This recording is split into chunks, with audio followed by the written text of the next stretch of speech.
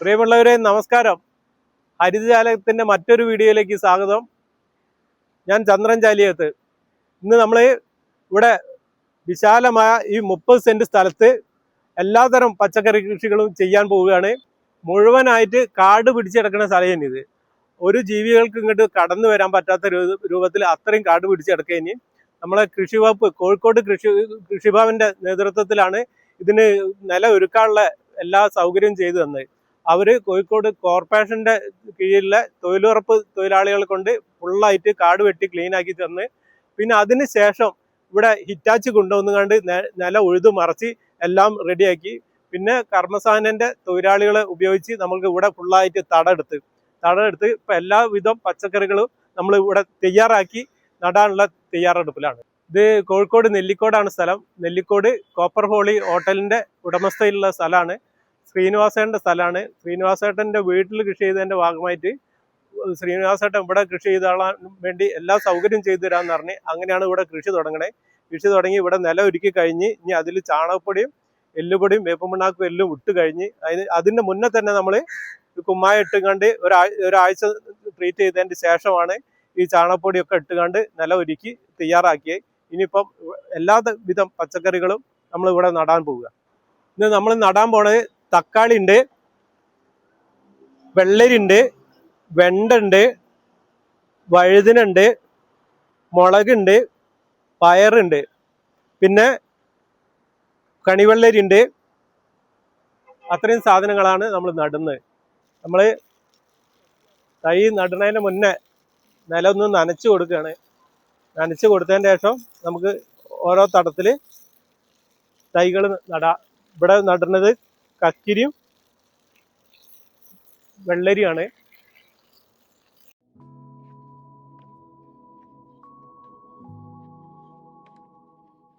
ഇവിടെ ഇന്ന് കക്കിരിയാണ് നടണേ. കക്കിരി കിയാറാണ്. നമ്മളിവിടെ നട്ടു തുടങ്ങാം.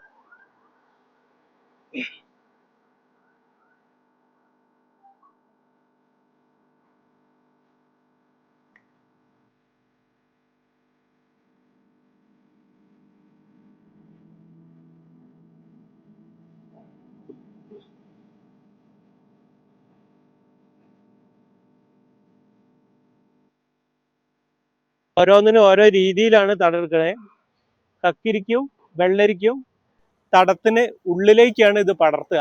എന്നാൽ ഇവിടെ കഴുങ്ങിന്റെ പട്ട ഇട്ടുകൊണ്ടാണ് ഇതിലേക്ക് പടർത്തുക. മറ്റുള്ളതിനൊക്കെ ഓരോ തടാണ് എടുത്തിട്ടുണ്ട്. വെണ്ട, വഴുതിന, തക്കാളി ഇത് പോലുള്ള പയർ ഇതിനൊക്കെ ഓരോ തടാണ്. ഓരോ ചെടിക്കും ഓരോ തടാണ്. ഇത് വ്യത്യസ്തമായിട്ടുള്ള റൗണ്ട് സ്ക്വയർ ആയിട്ട് ചെയ്തിട്ട് അതിന് ഉള്ളിലേക്കാണ് നമ്മൾ ഈ കക്കിരിയും വെള്ളരിയും ഒക്കെ പടർത്തുക.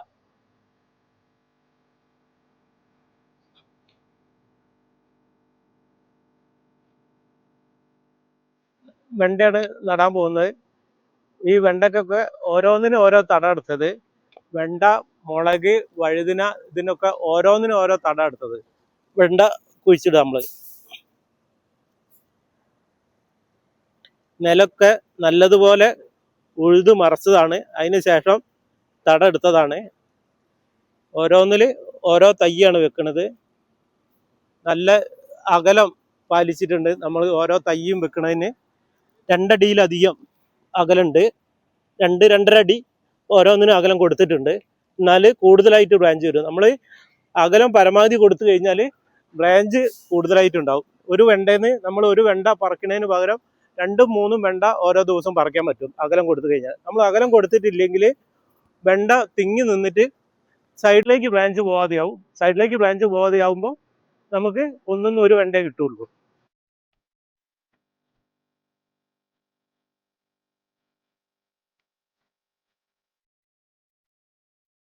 നമ്മൾ വഴുതിനയാണ് ഇവിടെ നടാൻ പോണത്.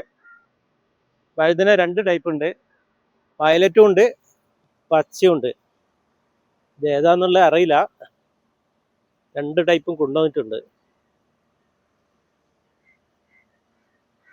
മണ്ണും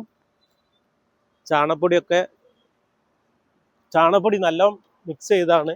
ചാണകപ്പൊടി 3 മിക്സ് എന്ന് പറഞ്ഞ സാധനമാണ്. ചാണകപ്പൊടി ഉണ്ട്, പിന്നെ ആട്ടുംകാട്ടുണ്ട്, കോഴിക്കാട്ടുണ്ട്. ഇത് മൂന്നും മിക്സ് ചെയ്ത വളമാണ്. മുളകാണ് നടാൻ പോകുന്നത്.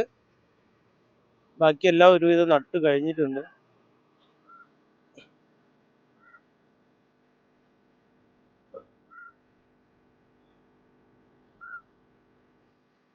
നമ്മൾ ഇന്ന് ഒട്ടേറെ സാധനങ്ങൾ നട്ട് കഴിഞ്ഞിട്ടുണ്ട്.